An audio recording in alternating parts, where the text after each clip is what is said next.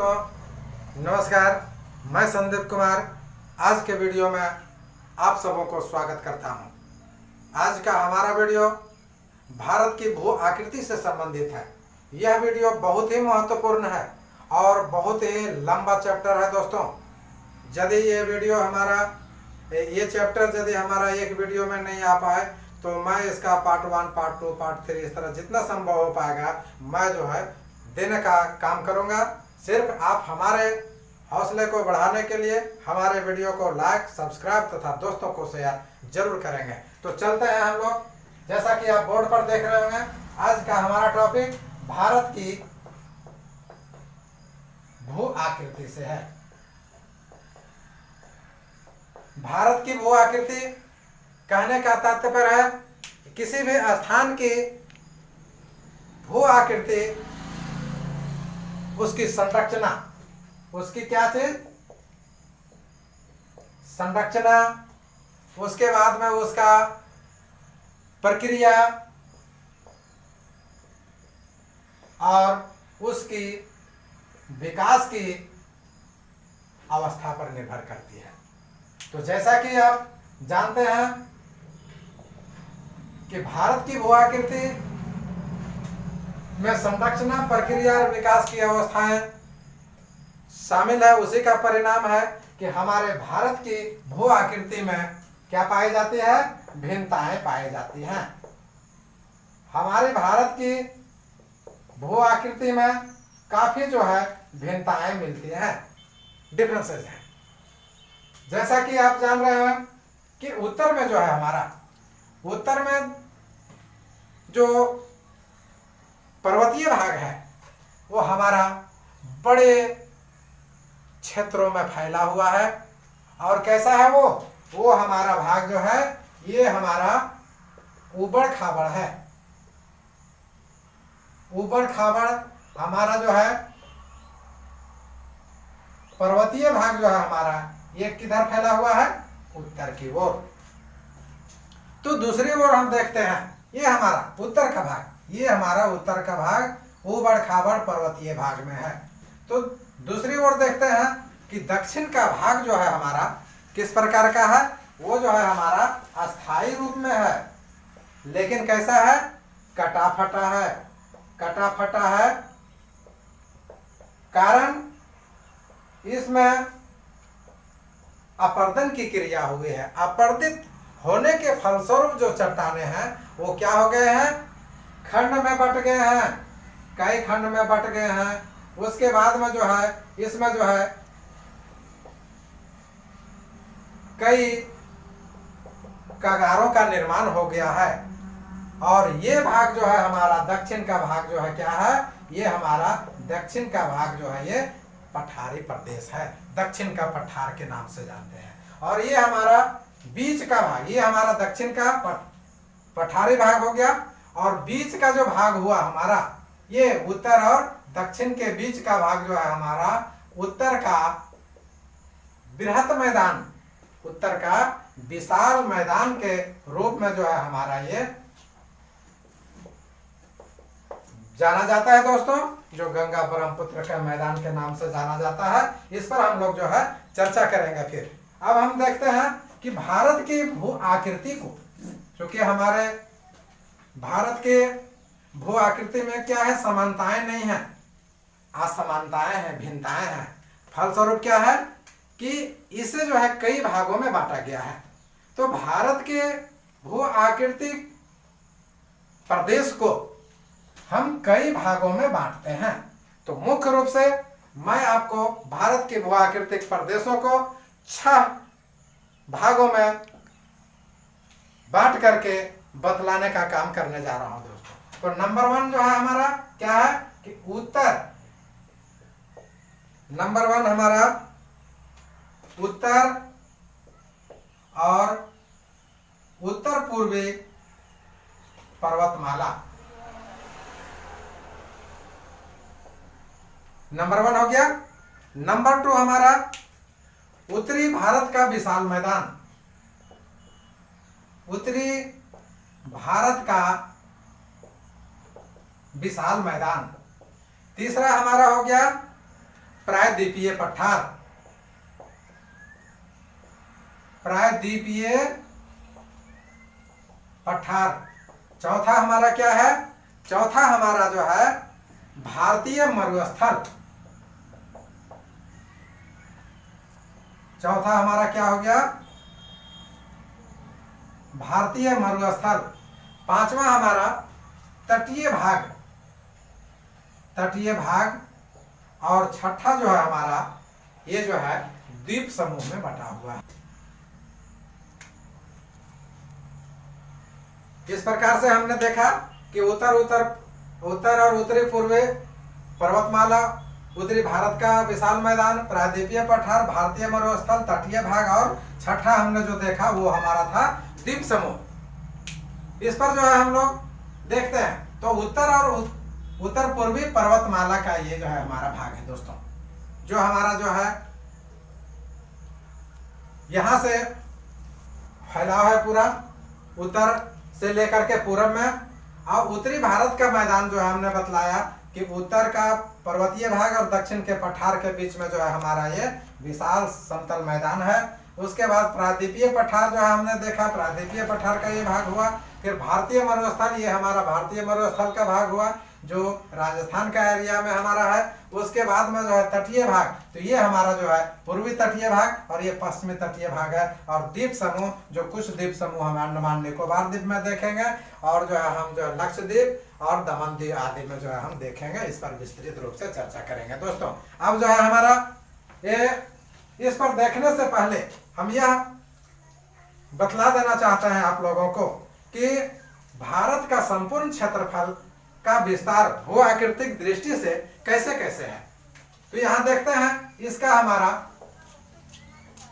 क्षेत्रफल, कोई भी स्थान का जब संपूर्ण क्षेत्रफल लें तो वो हमारा 100% होता है। तो चूंकि हमारा विश्व में 2.42% हिस्सा है, जो भारत को 7वां हिस्सा है विश्व में, तो उस पर न जाते हुए हम भारत के कुल क्षेत्रफल 100% को हम जो है ये भू आकृतिक दृष्टि से बांट करके आपको बतलाने का प्रयास करने जा रहा हूं दोस्तों। तो पहला जो है हमारा पर्वतीय भाग, दूसरा पहाड़ी भाग, पर्वतीय भाग, दूसरा पहाड़ी भाग, तीसरा जो है हमारा पठारी भाग और चौथा जो है हमारा ये हमारा क्या है? मैदानी भाग है। ये मुख्य रूप से जो है 4 भागों में कुल 100% को दर्शाया के देखते हैं दोस्तों। तो पर्वतीय भाग जो हमारा जो है वह कितना में फैला हुआ है? 10.7% भाग में जो है हमारा पर्वतीय भाग है। तो अब सवाल उठता है कि पर्वतीय भाग, प्रश्न यहां से निकलना शुरू हुआ, पर्वतीय भाग कैसे कह दिए 10.7% को? तो वैसे स्थल या वैसे भाग जिसकी ऊंचाई 2135 मीटर से अधिक है, 2035 मीटर से अधिक है या उसके बराबर है, वो हमारा पर्वतीय भाग की श्रेणी में आया है दोस्तों। ये हमारा कितना हुआ? 10.7%। नंबर 2 में देखते हैं पहाड़ी भाग। पहाड़ी भाग जिसका प्रतिशत है कितना? 18.6%, 18.6% भाग पर जो है हमारा ये पहाड़ी भाग है दोस्तों। अब इसकी ऊंचाई देखते हैं तो इसकी ऊंचाई कितनी है? इसकी ऊंचाई जो है आपका 2135 मीटर तक ही जो है इसकी ऊंचाई है। वो कहां से लेकर के? 305 मीटर से लेकर के दोस्तों, यहां आप लोगों को कंफ्यूजन हुआ होगा लेकिन हमने जो है उल्टा बोला। तो 305 मीटर से लेकर के आपको 2135 मीटर की ऊंचाई वाले भाग को पहाड़ी भाग के श्रेणी में रखा है दोस्तों। अब जो है पठारी भाग में आते हैं तो पठारी भाग जो है हमारा 27.7%, 27.7% भाग जो है हमारा ये क्या है? पठारी भाग है। और ये पठारी भाग को कितने ऊंचे स्थल को रखा गया है? तो इसमें जो है कितना है? इसमें भी आप आइए 305 से लेकर के 914 मीटर के ऊंचाई वाले भागों को इसमें शामिल किया गया है। और जो है मैदानी भाग है हमारा दोस्तों, तो मैदानी भाग जो है हमारा कुल जो है क्षेत्रफल का 43% भाग पर जो है यह फैला हुआ है दोस्तों। तो इस प्रकार हम लोग यहाँ तक देखें। अब जो है हम आते हैं भारत के जो हमने भूआकृतिक प्रदेशों को बांटा, तो भारत के भूआकृतिक प्रदेशों में हमने पहला जो बांटा आपको उत्तर पूर्वी पर्वतमाला, इस पर हम चलते हैं। पहला जो है हमारा उत्तर और उत्तर पूर्वी पर्वतमाला, इस पर हम लोग चर्चा करते हैं एक एक करके दोस्तों। तो हमारा उत्तरी तथा उत्तरी पूर्व पर्वतमाला जो है, पूर्वी पर्वतमाला, ये जो है हमारा क्या है, इसमें हिमालय पर्वतमाला और उसके उत्तरी पूर्वी पहाड़ियों को शामिल किया जाता है। ये तो यहाँ हमने स्पष्ट लिखा है क्या है कि हिमालय पर्वतमाला और इसके उत्तरी और पूर्वी पहाड़ियों को इसमें शामिल किया जाता है। इसमें क्या है, क्या है, बृहद हिमालय, पार हिमालय, मध्य हिमालय, शिवालिक हिमालय की श्रेणियों को इसमें जोड़ा जाता है। क्या क्या, बृहद हिमालय, मध्य हिमालय, पार हिमालय और शिवालिक श्रेणियों को इसके अंतर्गत शामिल किया जाता है दोस्तों। अब यहां पर जो है हम लोग देखते हैं इसका विस्तार के बारे में। तो इसका विस्तार जो है हमारा, विस्तार क्या है, विस्तार देखते हैं किसका, उत्तर और उत्तर पूर्वी पर्वतमाला का जो है विस्तार है। तो ये यह जो है क्या है कि ये जो है हमारा उत्तर पश्चिम में, आप देख रहे हैं ये उत्तर पश्चिम में ये फैला हुआ है हमारा, ठीक है। उसके बाद जब हम पूरब की ओर जाते हैं दोस्तों, तो ये जो है क्या है कि ये जो है दक्षिण पश्चिम की ओर हमारा जो है, ये दक्षिण पश्चिम की ओर ये हमारा क्या होता है, ये मुड़ जाती है, ठीक है। अब हम बात करते हैं यहाँ दार्जिलिंग का और सिक्किम का। यहाँ पर जो है दार्जिलिंग और सिक्किम का जो हम बात करते हैं, यहाँ पर जो है इसका विस्तार किसका, हमारा उत्तरी पूर्वी पर्वतमाला का विस्तार जो है, यह जो है पूर्व से पश्चिम की ओर है, ईस्ट टू वेस्ट है इसका विस्तार जो है हमारा उत्तर से पश्चिम, और जो है पूर्व में जो है हम देखते हैं तो दक्षिण से पश्चिम है। अब यहाँ पर जो है हम सिक्किम और दार्जिलिंग की बात कर रहे थे, तो सिक्किम और दार्जिलिंग में जो है यह पूर्व से पश्चिम की ओर इसका विस्तार पाया जाता है दोस्तों। अब यहाँ पर अरुणाचल प्रदेश में जाते हैं, तो पहले जो है साउथ टू वेस्ट और उसके बाद में जो है नॉर्थ टू वेस्ट की ओर जो है ये मुड़ जाता है। और फिर जो है मिजोरम और नागालैंड और मणिपुर में देखते हैं, मिजो, नागालैंड और मणिपुर में जब देखते हैं तो यह क्या है, उत्तर से दक्षिण की ओर जो है इसका विस्तार पाया जाता है दोस्तों। कि बृहद हिमालय को केंद्रीय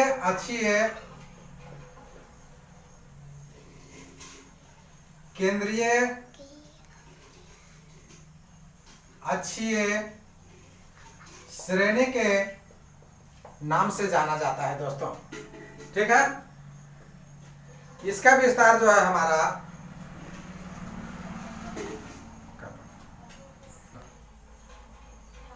बृहद हिमालय को केंद्रीय अक्षीय श्रेणी के नाम से जाना जाता है दोस्तों, जिसका विस्तार पूर्व से पश्चिम की ओर है।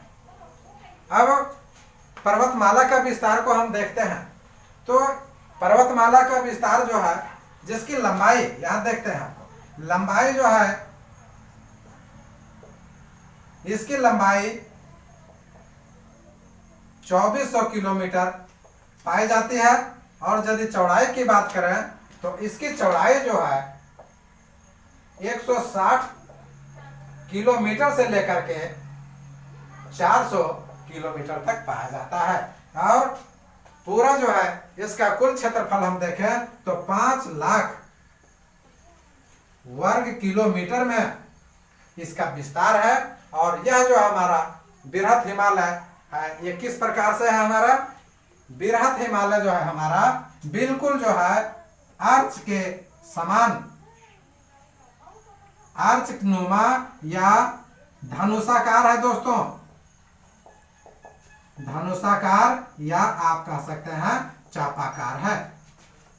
इस पर एक और भी एक दो सवाल बनता है कि एशिया में इसका विस्तार पर यदि चर्चा करें तो इसका जो है एशिया में ऊंचाई 7,300 मीटर तक की ऊंचाई पाई जाती है, जिसमें जो है हमारा एशिया की बात कर रहा हूं मैं, इसका विस्तार, तो जिसमें जो है हमारा बृहत हिमालय में कुल जो है हमारा 94 चोटियां पाई जाती हैं। ठीक है, जिसमें यदि सिर्फ हिमालय की बात करें, उत्तरी पूर्वी टोटल एशिया में हमने बोला कि जो है ये 94 चोटियां पाई जाती है। और यदि सिर्फ जो है बृहत हिमालय की बात किया जाए, हिमालय पर्वतमाला की बात किया जाए, तो इसमें जो है हमारा 92 यानी कि 92 चोटियां सिर्फ जो है इसमें पाई जाती है मित्रों। और हम यदि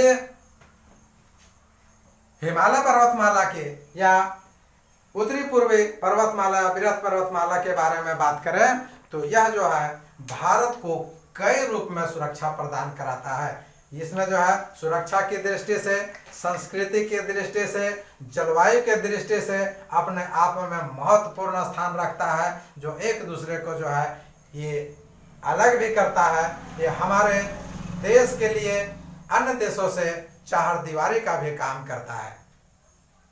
अब हम आगे चलते हैं दोस्तों। यदि इस वीडियो में नहीं हो पाएगा तो मैं जो है दूसरे वीडियो में आपको भाग 1 भाग 2 करके जो है जितना संभव हो पाएगा मैं देने का प्रयास करूंगा। तो हिमालय को जो वर्गीकरण किया गया है तो इसे जो है 3 रूपों में इसको जो है विभाजित करके, मैं यहां लिख दे रहा हूं, 3 रूपों में इसे जो है विभाजित करके जो है बतलाने का प्रयास किया गया है। पहला जो है हमारा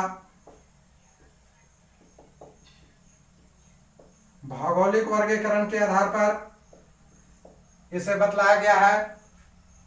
दूसरा जो आप देखें तो प्रादेशिक वर्गीकरण के आधार पर,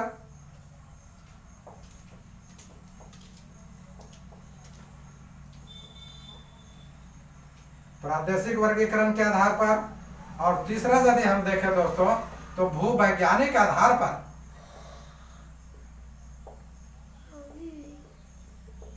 भूवैज्ञानिक वर्गीकरण के आधार पर जो है इसे विस्तृत रूप में समझाने का प्रयास किया गया है। तो मैं भौगोलिक वर्गीकरण के आधार पर जो है आपको इसका जो है शेष भाग अगले पार्ट में दूंगा।